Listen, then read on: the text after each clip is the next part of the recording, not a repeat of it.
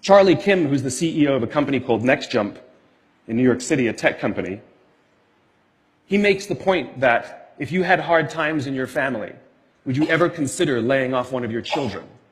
We would never do it. Then why do we consider laying off people inside our organization? Charlie implemented a policy of lifetime employment.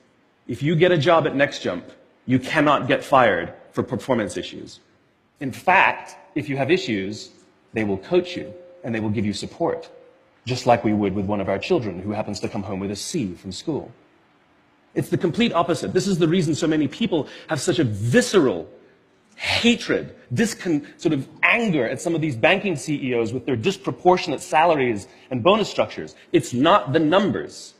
It's that they have violated the very definition of leadership. They have violated this deep-seated social contract.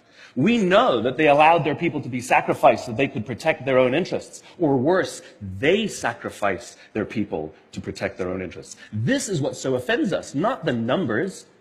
Would anybody be offended if we gave a $150 million bonus to Gandhi? How about a $250 million bonus to Mother Teresa? Do we have an issue with that? None at all. None at all. Great leaders would never sacrifice the people to save the numbers. They would sooner sacrifice the numbers to save the people. Bob Chapman, who runs a large manufacturing company in the Midwest called Barry-Wehmiller, in 2008, was hit very hard by the recession, and they lost 30% of their orders overnight.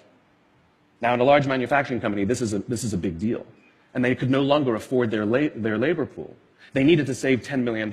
So, like so many companies today, the board got together and discussed layoffs. And Bob refused. You see, Bob doesn't believe in head counts. Bob believes in heart counts. And it's much more difficult to simply reduce the heart count. And so they came up with a furlough program.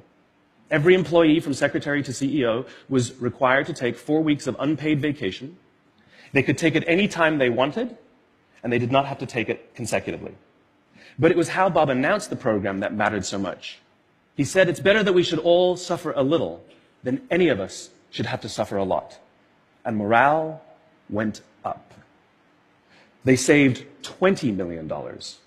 And most importantly, as would be expected, when the people feel safe and protected by the leadership in the organization, the natural reaction is to trust and cooperate.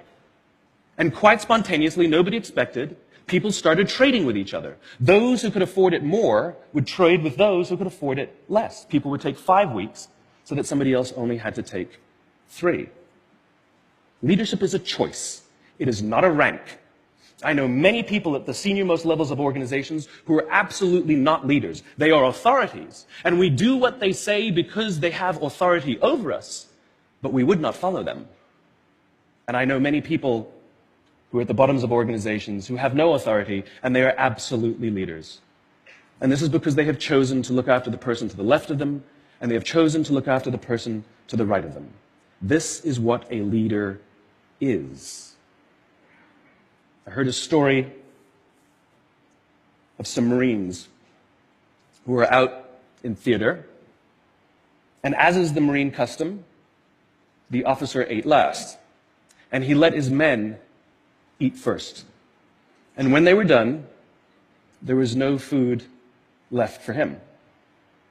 And when they went back out in the field, his men brought him some of their food so that he may eat. Because that's what happens. We call them leaders because they go first. We call them leaders because they take the risk before anybody else does. We call them leaders because they will choose to sacrifice so that their people may be safe and protected and so their people may gain. And when we do, the natural response is that our people will sacrifice for us. They will give us their blood and sweat and tears to see that their leader's vision comes to life. And when we ask them, why would you do that? Why would you give your blood and sweat and tears for that person? They all say the same thing. Because they would have done it for me. And isn't that the organization we would all like to work in? Thank you very much. Thank you.